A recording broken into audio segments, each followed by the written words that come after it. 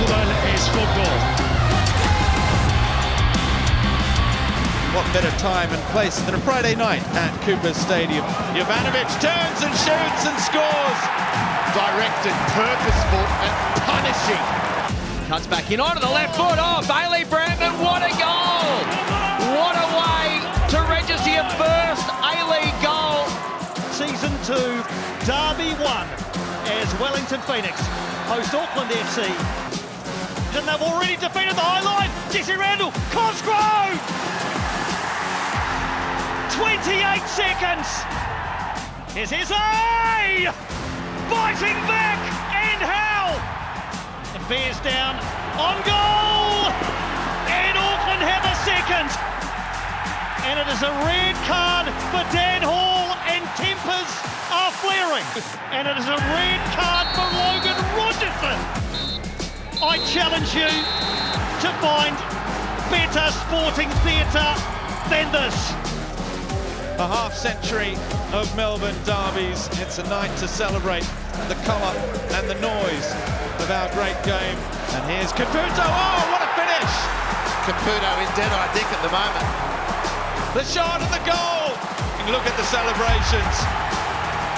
It is a perfect day at the 8th Wonder, Leichhardt Oval, and the fans are voting with their feet as well. Cuts it across. 2 will do. Joe Lolly makes the point safe. Here comes the header and the goal. Lucas Harrington. It is a big win for Brisbane Roar in this first ever match at the Sunshine Coast Stadium. Round 4 in the A-League. Bit of fun. It's good. An international break this week, boys, so a bit of a chance to breathe. Welcome back to Total A-Leagues. I'm Vince Rugari, Tommy Orr. Brosque, one more week for you, I think. Mate. Starting to feel pretty permanent. Yeah, I don't think he's coming back, mate. I'm pretty sure he's in jail. They keep saying he's on jury duty. I don't believe it. But now looking forward to one more session with you, Brosque.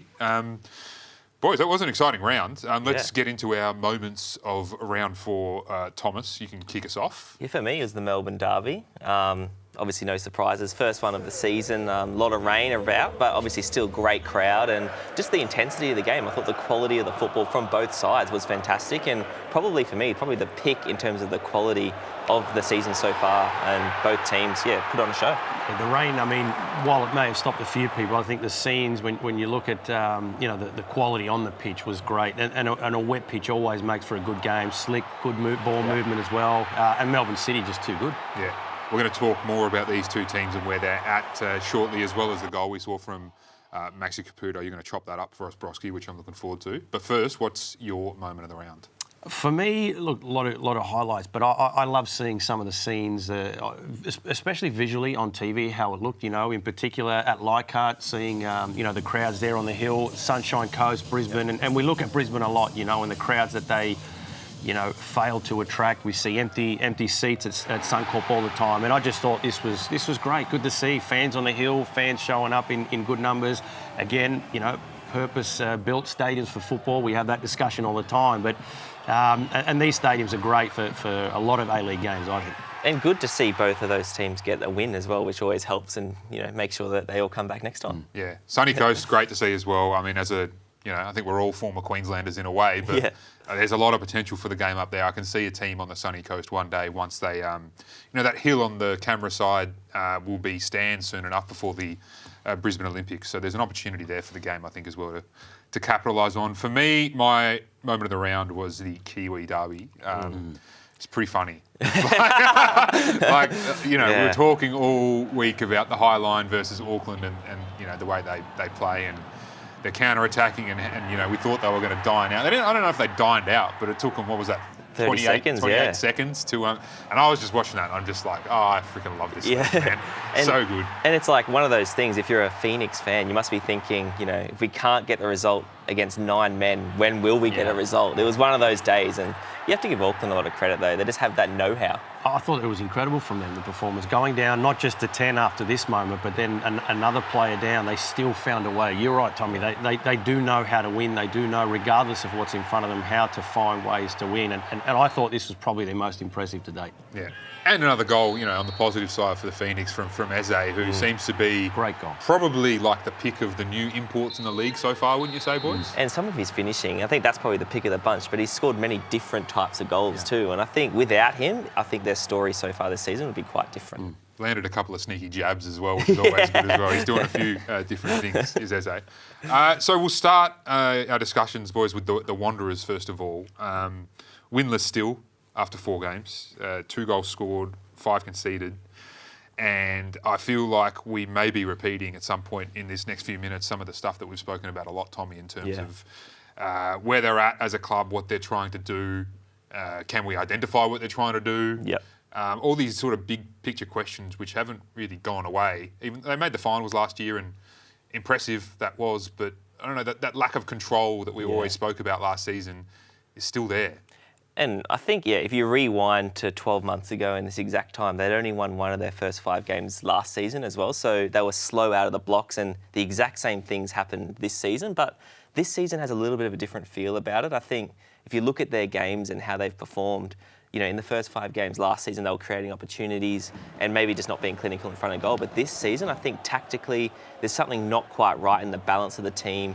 It's all quite stagnant, and it's difficult when you lose players like Milanovic to replace them. But I think tactically they haven't got it right yet. And I think when you look as well, very early on in the season, who they lost last year, Sapsford, Milanovic, a lot of goals there, a lot of quality in front of goal, and I don't know that they've really replace those guys adequately enough, and I think they're still struggling to find ways to create chances, score goals. Because I think midfield and defence they've recruited quite well, bringing in Thurgate, Ugarkovic. These guys have added. You'd think they'd be a bit stronger, but I think still they're just finding their way a little bit in that attacking third. But look, it will click eventually. I think you're right there, Brosque. Maybe some individual brilliance in the front third, to use a Ned Zelicism, which I haven't used for a long time. There, maybe got them over the line a few occasions last season. I'm still trying to understand a little bit more of what do they want to do, what are they trying to do. They're playing with 3 defensive midfielders, but they're not exhibiting the kind of, and control is the word I keep using, on the game that I feel like you should be trying to do when that's your setup. Well, I think what is their identity? Because you can look at, for example, Ufi's teams, and he had a very clear way of playing, and sometimes it got picked apart and it didn't work out, but you know what they're trying to do and there's a clear plan. Whereas with the Wanderers, I don't think it's as easy to identify a plan, because it's not to say they're going to come out of the blocks and pressure 100 miles an hour and play this really expansive style, but they're also not going to bunker in and soak up pressure. They're kind of stuck in this middle zone, and they're neither here nor there. And obviously Stadge is trying to figure out what the best balance is in terms of personnel and approach, but they haven't found it yet, and I guess ultimately they're running out of time. Yeah, well, it all falls on Stadge, so let's hear a little bit from him on the weekend. He was talking about, choosing not to take any excuses. They have had a bit of a difficult run in terms of their fixtures so far, but he's not hiding behind that. Yeah, look, it's you can't look at refereeing decisions or fixtures or whether you're home or away or who you're playing. Every game in the A-League's tight and tough. There's no easy games here, so there's no easy draw, there's no hard draw. You just got to go out there and perform every night. And we haven't. There's no game that we haven't been in that we could have won, but could-haves and should-haves don't get you points either. So there's enough talent in this group. There's enough good play in this group throughout every match so far to win games, but it's going to require something extra special from us as a group to dig down and find some resilience now and fight back. You only got 2 choices: lay down and die, or fight back, and it's incumbent upon all of us to get out there and fight even harder. And I'm sure they will, because Alen Stajcic teams do fight. That's a positive thing about them. But I think it's a little bit broader and deeper than that, boys. And I think of something that Arne Slot said after Liverpool's recent defeat to Melbourne City about how it's easy to... Manchester City. Manchester City, sorry. Well, I'd like to see it. He was saying it's easy to win duels if your team is in a good sort of tactical situation. If your game plan's going right and your tactics are working, you can win your duels quite easily. And so it's the coach's role to figure out, if you're not winning your duels, what is happening around the ball and those situations that is causing your players to feel a little bit more frazzled or under siege. Do they have numbers around them? Are they being outnumbered? Those sorts of things. And I think that's the stuff that the Wanderers need to figure out a little bit, Brosque. Like, you can say we'll fight our way out of this, but fight will only get you so far. Yeah. It will, but it's a start, you know. I mean, the pressure and the microscope has gone under Alen Stajcic, and you know, there's certain roles and coaching roles within the country where that's always going to be the case, be it round 1 or round 20. And the Wanderers is one of those jobs. So we're looking at him, but I think the players definitely need to look at that. And when you start analysing, you have to start somewhere. You know, if it is players finding ways to win those battles and get that little bit of an edge, it just brings everybody with them. It brings the momentum, the crowd as well. They've got a lot of home games coming up which they need to use, and that can very quickly turn things around. And we saw, for example, in their game against Macarthur last week, Pantazopoulos in the 60th minute went to left back and he was winning everything. He kind of changed the momentum of the game, winning his duels individually and, you know, physically imposing himself on the game. So there definitely is an element of that, but you know yourself, like when you played at Sydney FC and you guys were humming along, because you had players in so many attacking positions, when you lost the ball, you were also aggressive and you were close enough to affect the opposition. Whereas with them, it's feeling more reactive rather than proactive at the moment, and I guess that's his responsibility. Yeah, interesting little run for the Wanderers coming up. So Mariners at home, Sydney at home in the derby, Perth away, Brisbane home, Auckland home. I think those first... Well, really, the first one is critical because you can't lose that game and still go winless into a home derby, because that environment, as much as it fuels you, can turn pretty negative on a dime if you're, you know, say they slip up, go 1-0 down early to Sydney FC, that crowd will want to eat, you know. And Sydney FC's flying. So, you know, that game is looming as a you know, defining moment of the season for both of those clubs, I think. Yeah. So we'll move on to another coach under pressure. It's Melbourne Victory. It's Arthur Diles. Boys, we've already lost 2 coaches throughout this point of the season. One before it started, the other one after 2 rounds. We were talking about Ufuk Talay potentially being under pressure if results didn't change, which they have, which is good for him. We've just gone through Staj. And now we're at Arthur Diles, who, let's be honest, took him to a grand final last season. But so far, I don't know if you're seeing... What are you seeing, Tommy? Like, to me, I'm seeing a team that is creating but not finishing. Yeah, and I think, to be honest, I think the alarm bells for me were ringing more after the Newcastle game a few weeks ago than they were after this performance, because in this game, up until the front third, really, I thought they were arguably better than Melbourne City. The way they were playing through the midfield, there was intensity to their game that I've not seen this season. They were doing a lot of good things, but it all boils down, we've spoken about it a lot on this show, their recruitment, and especially in that number 9 role. Where are their goals going to come from? And I don't know if there's an answer to that problem in the short term, which is quite a concern for them. Yeah. When you look at Arzani, those guys that left, Mashash, Fornaroli, right? And you've got Valupale on the sidelines as well at the moment. He's still to come back and he'll add a bit of quality. But yeah, I look at that squad at the moment, and if I'm the opposition, I'm not seeing anyone that really strikes fear into me to think this isn't a game we can go and win. You know, so there's just, you're right, that recruitment has played a bit of a part. Nikos Virgos is copping it at the moment, so he hasn't scored in his last 13 appearances.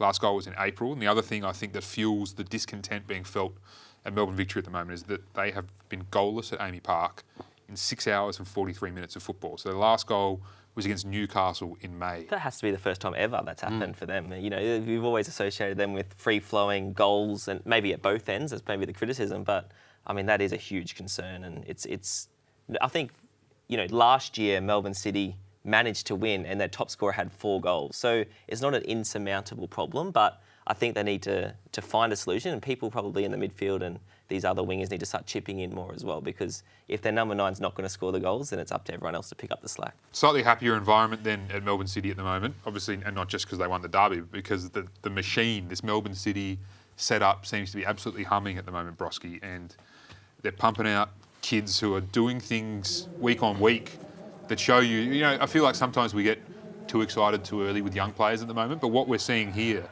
is a group who have come through together. And, I mean, the week they've just had is incredible. They knocked off Makita Zelvia in Japan, which not many people thought they could do, especially with their injuries. And they came home and we all thought, well, they're going to be tired, they've got a derby, can Victory capitalise? No, they showed up again, Brosque, and there were 14 academy graduates of City on that field, and not all of them were for City. So they've got, in fact, I'm pretty sure there were more City academy graduates playing for Victory than Victory academy graduates. Wow. So that tells you at the moment that they've got some stuff figured out, right?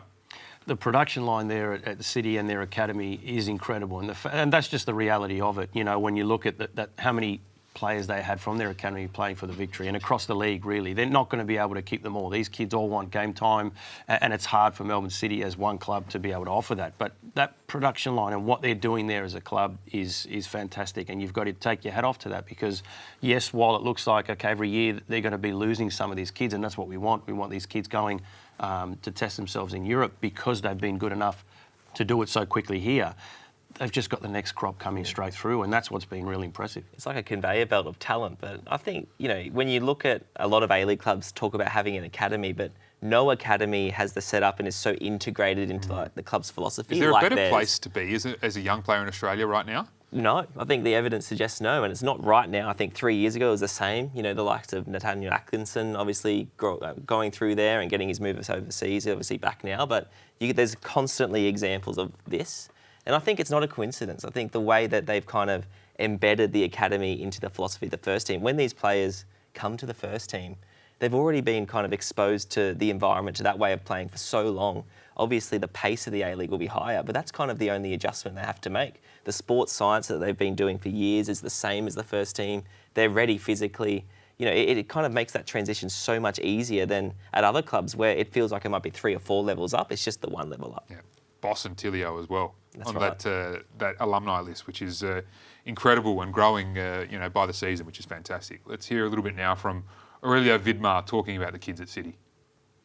Some probably have had an opportunity a lot earlier than they would have expected, but to be honest, they've all come on and they made an impact. So I think that's bodes well for the future. So a really interesting crop of young players at Melbourne City, and the one who looks poised to explode, I think, this season, Max Caputo, 7 goals in his last 7 games for club and country. And Brosque, you're going to take us through a little bit about what makes him such an interesting player.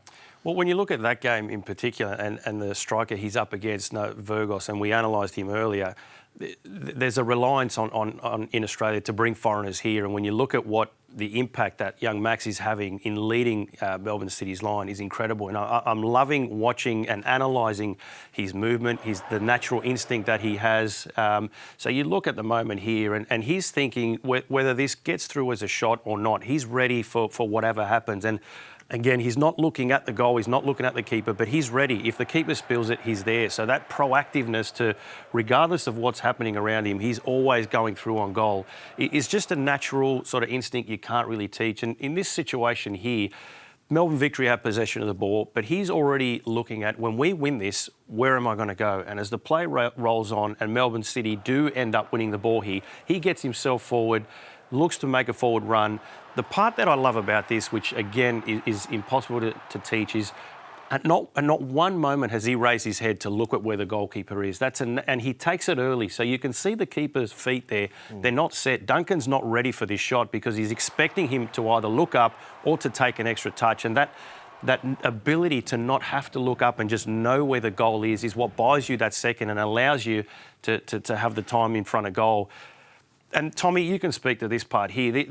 Having a striker where you've got that connection where you don't even need to look up, you know that he's making that forward run. There's nothing better than that. That's right. If you look at all the positions and all the videos we've seen here, it's that position between the 2 centre-backs that he takes up. He's constantly on the shoulder and with obviously a fantastic pass here, but the confidence it gives the player who's playing that ball to play it, knowing he's going to be there. So you're not asking yourself, you're not second-guessing yourself.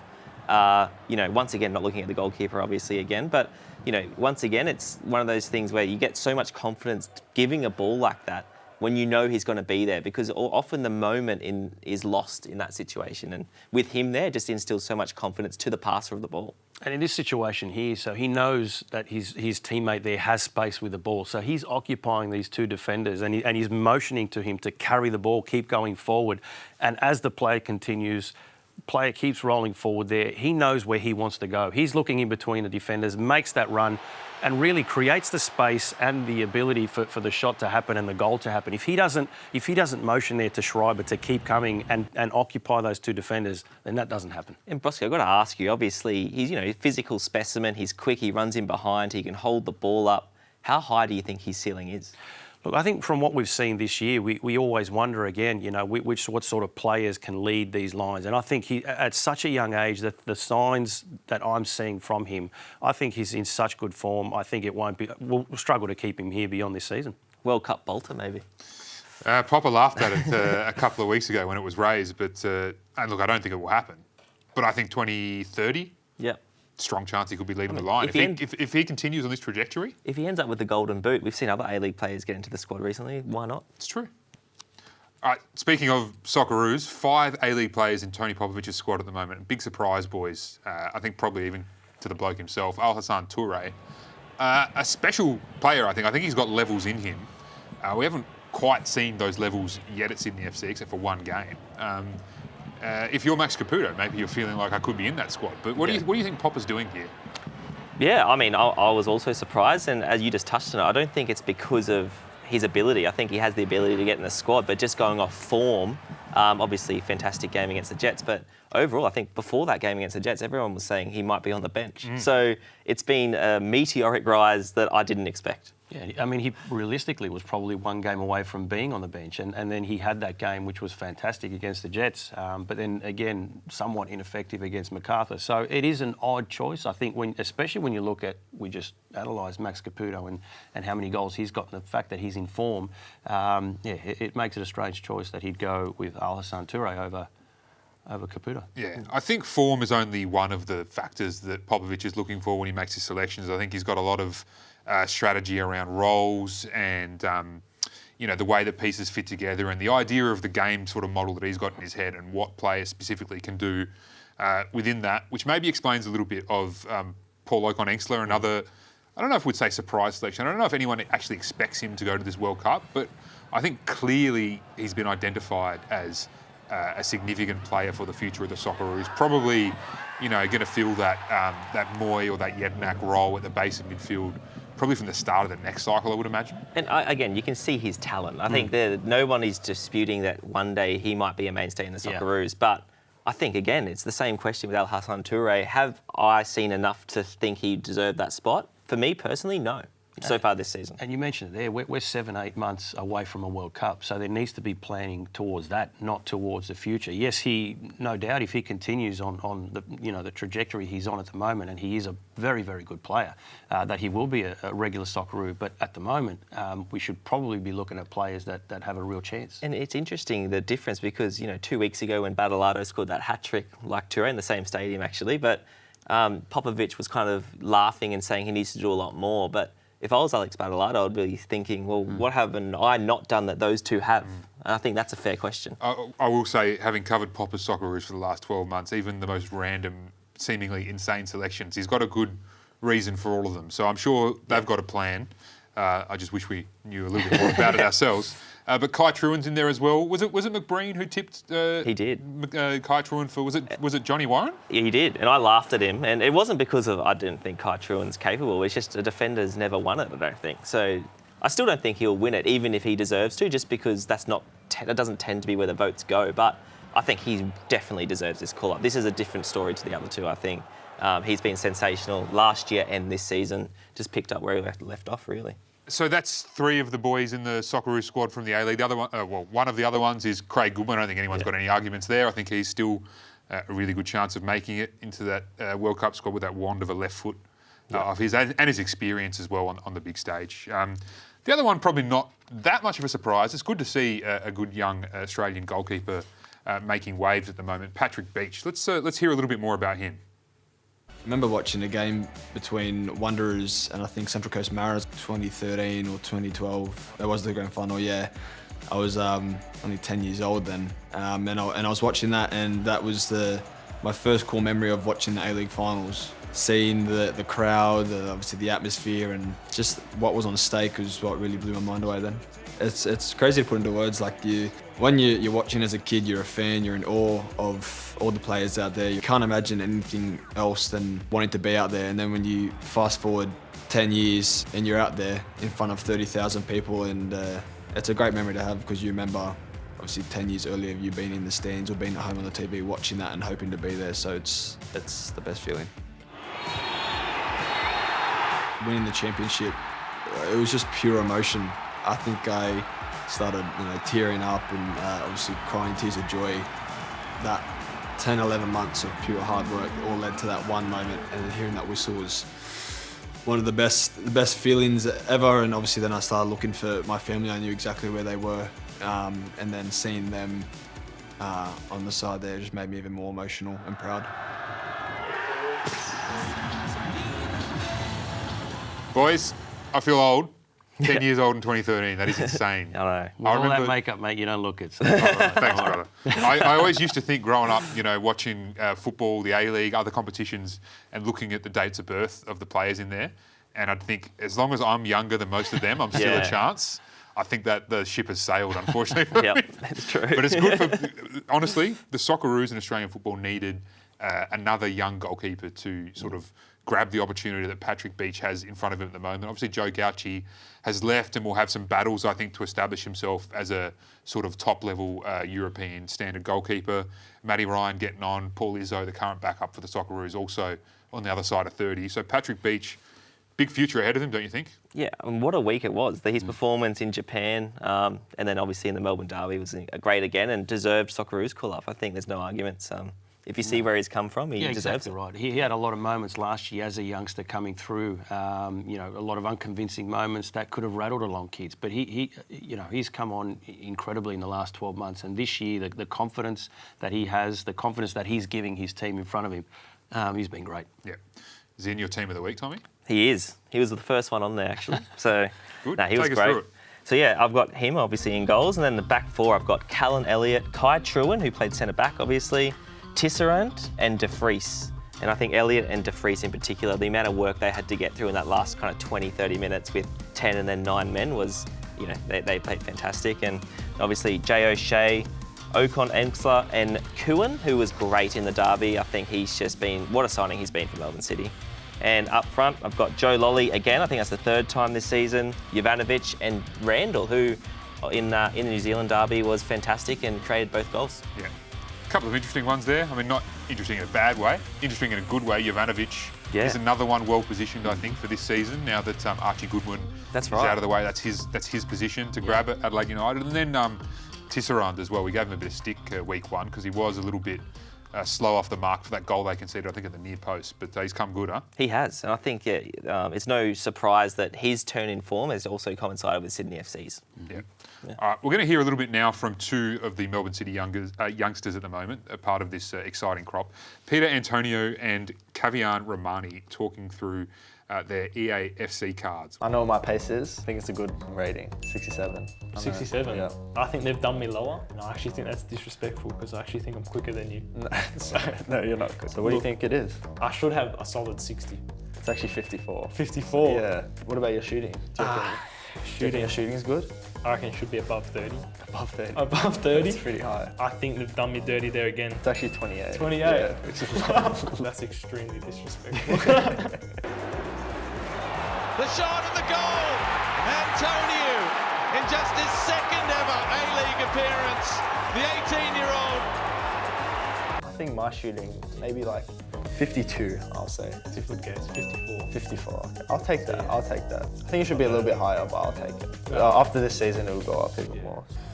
Romani jags inside, it's Kavian Romani! It just gets better and better and better! Boys, rest assured, I think your numbers are going to go up in the next couple of seasons if you're scoring goals like that. Funny stuff. Nalin, welcome back to the desk. What have we missed this week, man? Yeah, well, we saw the young boys reacting to their EAFC ratings, and we actually thought we'd bring back some old faces as well from FIFA. We've got Brosque and Tommy's old faces, so let's have a look at the first one now. We're going to have to guess who is who. That's Pochettino. Is that a turtleneck?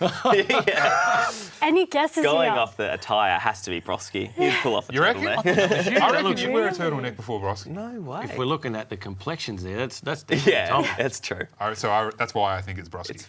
Really? Yeah. It's Tommy from FIFA 17. Hold on. So he wasn't wearing a turtleneck. Let's have a look at the next one. Here.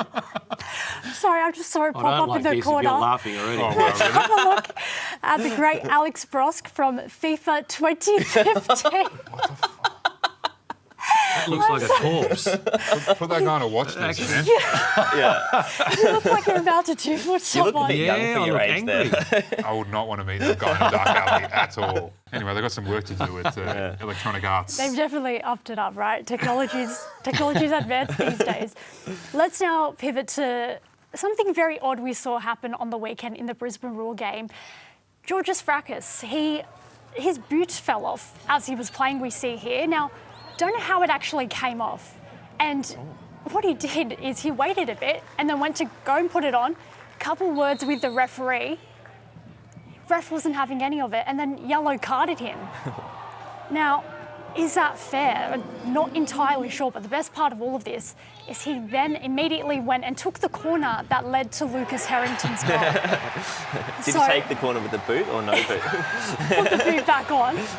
Brosque, you're no stranger to a bit of yellow card controversy. You were role-playing what had happened back in the day to you with the ref, so tell us about this moment here. Yeah, well, what I'm doing here is I could see that... Oh, no, that is a kick. Yeah. I remember it very differently. See, I was pleading my case, doing a bit of Danny McBreen earlier, where I'm trying to put... Yeah, no. You were just straight up lying to us before, man. I actually was. Yeah. I've kicked out in a bit of frustration there. Arnie's clearly frustrated as well. Well, Arnie afterwards, the funniest part was I remember him saying he thought it was brilliant, the red card. I'm not sure about that. No, definitely. That's not how you painted it. That's not how I remembered it at all. It's a pretty fascinating insight into the minds of footballers and how you can sort of have a false memory change that makes history. you feel better. Yeah. And very quickly, I mean, it's obviously happened so long ago, but I went home that night and told my wife I shouldn't have been sent off. I wasn't... Clear yellow. Truth has been revealed. Now, this Friday, a very exciting documentary is going to be released on Channel 10 called The Kick That United the Nation. We've got a teaser of what you can expect. You know, we were just sitting there having a couple of beers. No one was singing or dancing or anything like that. And then all of a sudden, John Travolta walks into the room.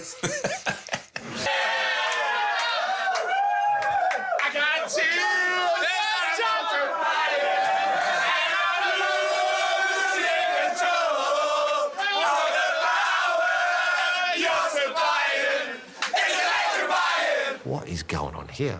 Like, it's just, could it get any more bizarre? Qantas arranged for us to go to the game, and there was a lot of electricity in the air. It was a big deal, and it meant a lot to the country, and I was just glad to be part of it. As soon as he came in, man, we lost it. Like, I mean, I'm a massive fan of Greece, so I grew up watching that. It was party time. We had danced on Greece. I don't know how long.